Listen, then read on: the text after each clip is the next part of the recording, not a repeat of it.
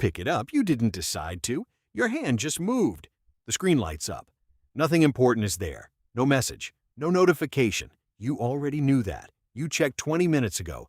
But the real answer for why you did it anyway is far stranger than boredom. It has nothing to do with the phone.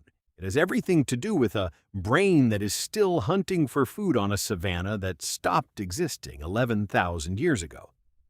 Your brain does not know what a phone is. It cannot recognize glass, silicon, or a battery icon. What it recognizes is a much older signal, a flicker of possible reward, a chance that something out there might matter. And that signal is ancient. Picture your ancestor walking through tall grass. She does not know what is behind the next rock. Food, maybe. A predator, maybe. Nothing, most likely. But she checks anyway, every time. Because the cost of not checking just once could be her life. This is called intermittent reinforcement. The psychologist B.F. Skinner demonstrated it in the 1950s using pigeons and a lever. When a lever gave a reward every single time, the pigeons pressed it occasionally, calmly, without urgency. But when the lever gave a reward at random, unpredictable intervals, something changed. The pigeons pressed it obsessively, compulsively, far more than when the reward was guaranteed. Why would uncertainty create more desire than certainty? Because your brain isn't built to chase rewards. It's built to chase the possibility of rewards. That distinction changes everything.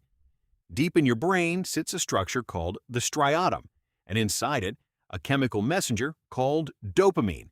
For decades, people assumed dopamine was the pleasure chemical, the thing that floods your brain when something good happens. But neuroscientist Wolfram Schultz, studying dopamine neurons in the 1990s, found something that reshaped the entire field. Dopamine doesn't spike when you get the reward.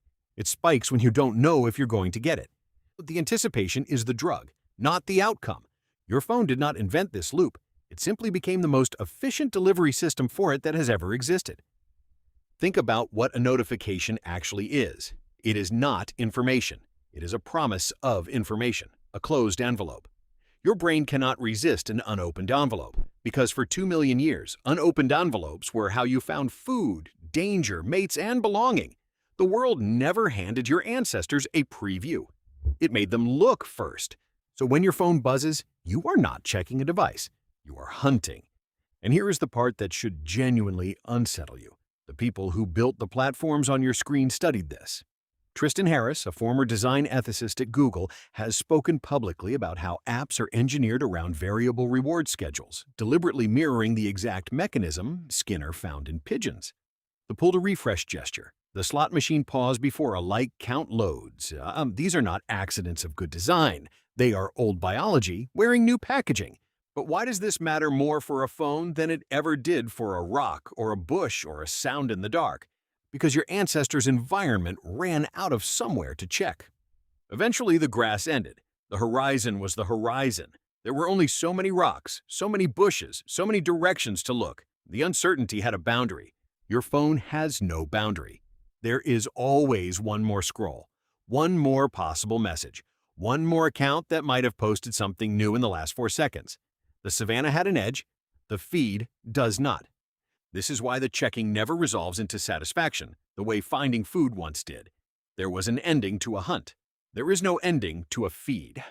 Anthropologist Sarah Blaffer-Hrdy has written about how human survival never depended on solitary vigilance alone, but on constant social monitoring, tracking who was allied with whom, who might share food, who might turn against you. Your brain evolved to treat social information as urgent. Missing a shift in group standing could mean exile, and exile for most of human history meant death. So when you check your phone and see a message, a comment, a reply, you are not indulging a bad habit. You are running the oldest software you own. Software built for a world of 40 people you'd known your whole life, now pointed at a world of 4 billion strangers, all at once. No wonder it never turns off. Notice what happens the next time you feel your hand drift toward your phone with no reason at all. That drift is not weakness. It is not a lack of discipline. It is a hunting instinct, seeking a horizon that no longer exists. Your ancestors checked the grass because checking kept them alive. You check the screen because some ancient, unreasoning part of you still believes it might. The grass is gone. The instinct never got the message. And tonight, when you feel your hand move toward the phone again, you won't be checking a screen. You'll be listening to the oldest voice you have.